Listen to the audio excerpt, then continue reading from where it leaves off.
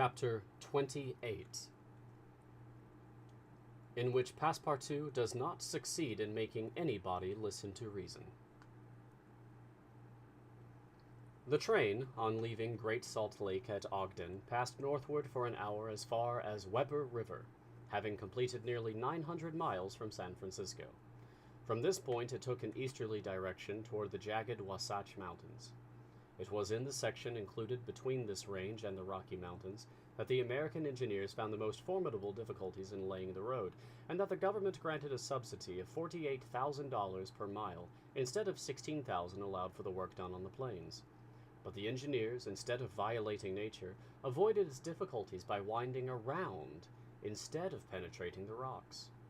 One tunnel only, 14,000 feet in length, was pierced in order to arrive at the Great Basin. The track up to this time had reached its highest elevation at the Great Salt Lake. From this point it described a long curve descending toward Bitter Creek Valley to rise again to the dividing ridge of the waters between the Atlantic and the Pacific. There were many creeks in this mountainous region, and it was necessary to cross Muddy Creek, Green Creek, and others upon culverts.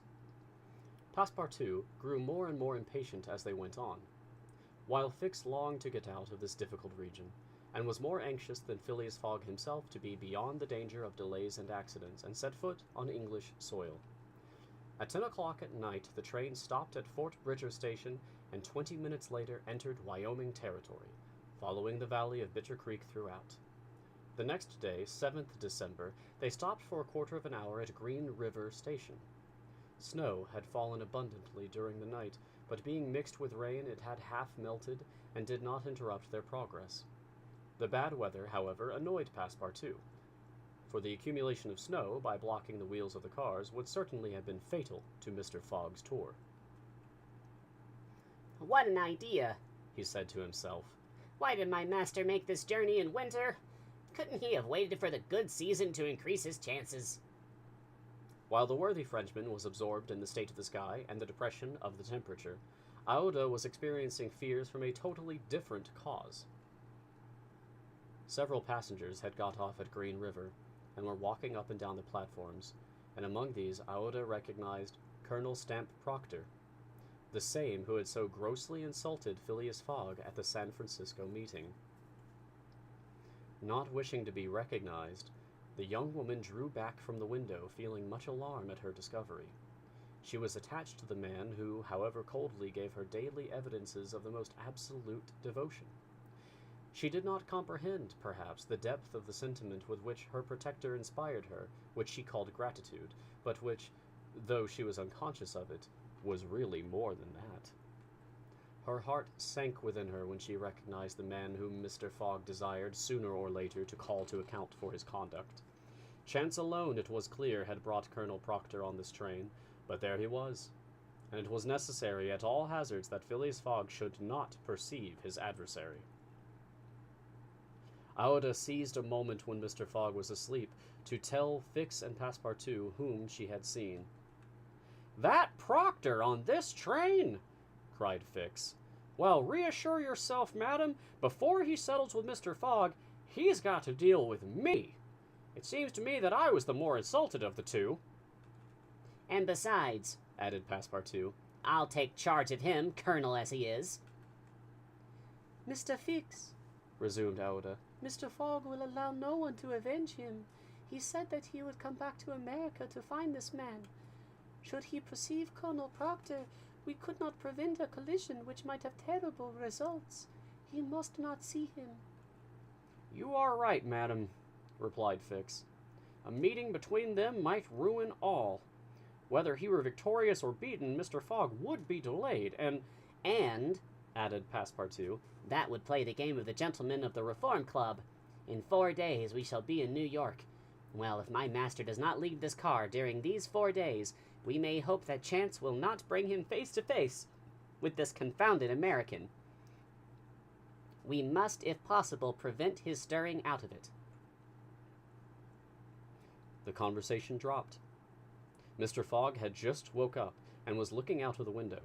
Soon after, Passepartout, without being heard by his master or Aouda, whispered to the detective, "Would you really fight for him?" I would do anything, replied Fix, in a tone which betrayed determined will, to get him back living to Europe. Passepartout felt something like a shudder shoot through his frame, but his confidence in his master remained unbroken. Was there any means of detaining Mr. Fogg in the car to avoid a meeting between him and the Colonel? It ought not to be a difficult task, since that gentleman was naturally sedentary and little curious. The detective at least seemed to have found a way, for after a few moments he said to Mr. Fogg, "These are long and slow hours, sir, that we are passing on the railway." "Yes," replied Mr. Fogg, "but they pass." "You were in the habit of playing whist," resumed Fix, "on the steamers." "Yes, but it would be difficult to do so here. I have neither cards nor partners." "Oh, but we can easily buy some cards, for they're sold on all the American trains. And as for partners, if Madam plays—" "Certainly, sir," Oda quickly replied. "I understand whist. It is part of an English education." "I myself have some pretensions to playing a good game. Well, here are 3 of us, and a dummy." "As you please, sir," replied Phileas Fogg, heartily glad to resume his favorite pastime even on the railway.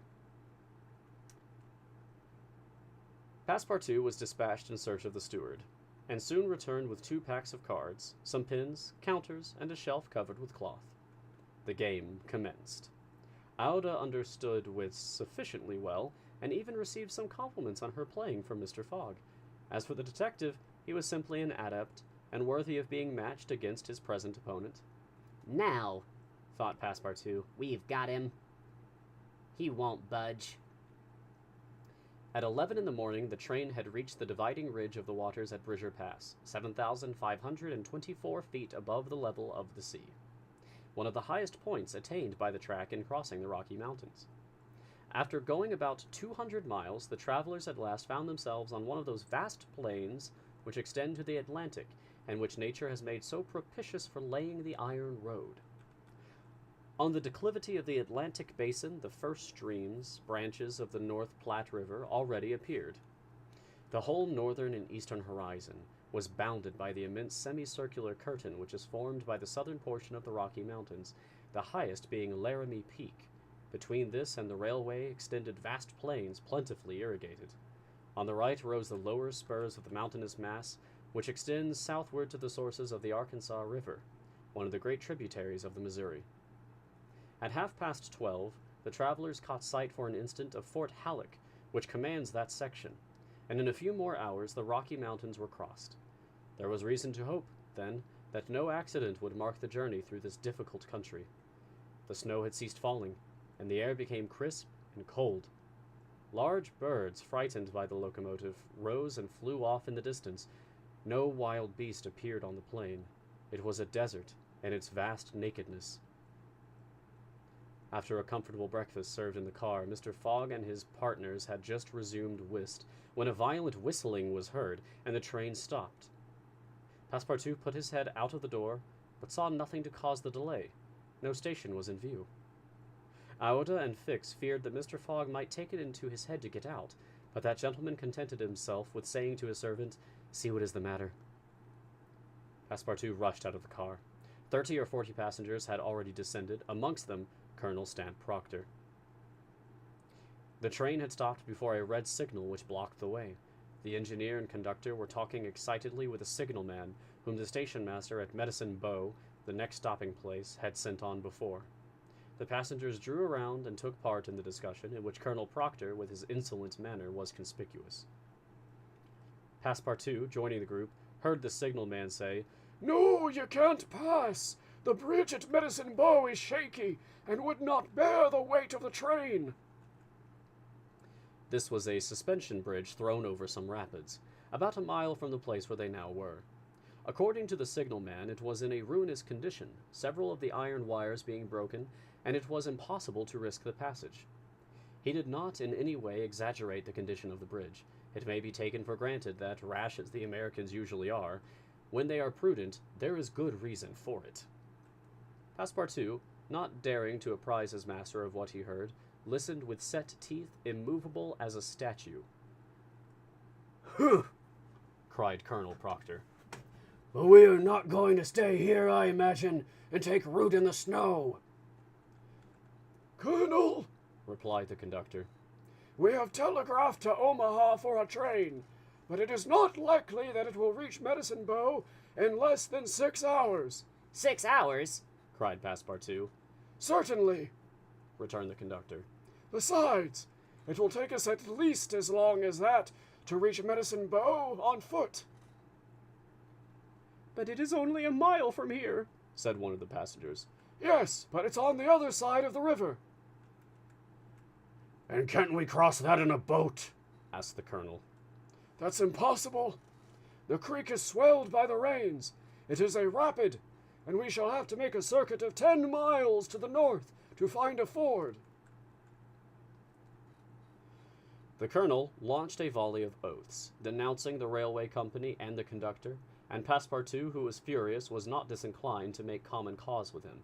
Here was an obstacle indeed, which all his master's banknotes could not remove. There was a general disappointment among the passengers, who, without reckoning the delay, saw themselves compelled to trudge 15 miles over a plain covered with snow. They grumbled and protested, and would certainly have thus attracted Phileas Fogg's attention, if he had not been completely absorbed in his game. Passepartout found that he could not avoid telling his master what had occurred, and, with hanging head, he was turning toward the car when the engineer, a true Yankee named Forster, called out, "Gentlemen, perhaps there is a way after all to get over." "On the bridge?" asked a passenger. "On the bridge." "With our train?" "With our train." Passepartout stopped short and eagerly listened to the engineer. But the bridge is unsafe, urged the conductor. "No matter," replied Forster. "I think that by putting on the very highest speed, we might have a chance of getting over." The devil! muttered Passepartout. But a number of the passengers were at once attracted by the engineer's proposal, and Colonel Proctor was especially delighted, and found the plan a very feasible one. He told stories about engineers leaping their trains over rivers without bridges by putting on full steam, and many of those present avowed themselves of the engineer's mind. We have 50 chances out of 100 of getting over, said one. 80, 90. Passepartout was astounded, and though ready to attempt anything to get over Medicine Creek, thought the experiment proposed a little too American. Besides, thought he, there's a still more simple way, and it does not even occur to any of these people. Sir, said he aloud to one of the passengers, the engineer's plan seems to me a little dangerous, but 80 chances, replied the passenger, turning his back on him. I know it, said Passepartout, turning to another passenger, but a simple idea. Ideas are no use, returned the American, shrugging his shoulders, as the engineer assures us that we can pass. Doubtless, urged Passepartout. We can pass, but perhaps it would be more prudent. What? Prudent? cried Colonel Proctor, whom this word seemed to excite prodigiously. At full speed, don't you see? At full speed! I know, I see, repeated Passepartout, but it would be, if not more prudent, since that word displeases you, at least more natural. Who? What? What's the matter with this fellow? Cried several. The poor fellow did not know to whom to address himself. Are you afraid? Asked Colonel Proctor. I afraid? Very well, I will show these people that a Frenchman can be as American as they. All aboard! Cried the conductor. Yes, all aboard! Repeated Passepartout, and immediately, but they can't prevent me from thinking that it would be more natural for us to cross the bridge on foot and let the train come after. But no one heard this sage reflection, nor would anyone have acknowledged its justice. The passengers resumed their places in the cars. Passepartout took his seat without telling what had passed. The whist players were quite absorbed in their game. The locomotive whistled vigorously. The engineer, reversing the steam, backed the train for nearly a mile, retiring, like a jumper, in order to take a longer leap. Then, with another whistle, he began to move forward. The train increased its speed, and soon its rapidity became frightful. A prolonged screech issued from the locomotive. The piston worked up and down 20 strokes to the second. They perceived that the whole train, rushing on at the rate of 100 miles an hour, hardly bore upon the rails at all. And they passed over. It was like a flash. No one saw the bridge. The train leaped, so to speak, from one bank to the other, and the engineer could not stop it until it had gone 5 miles beyond the station. But scarcely had the train passed the river when the bridge, completely ruined, fell with a crash into the rapids of Medicine Bow. End of chapter.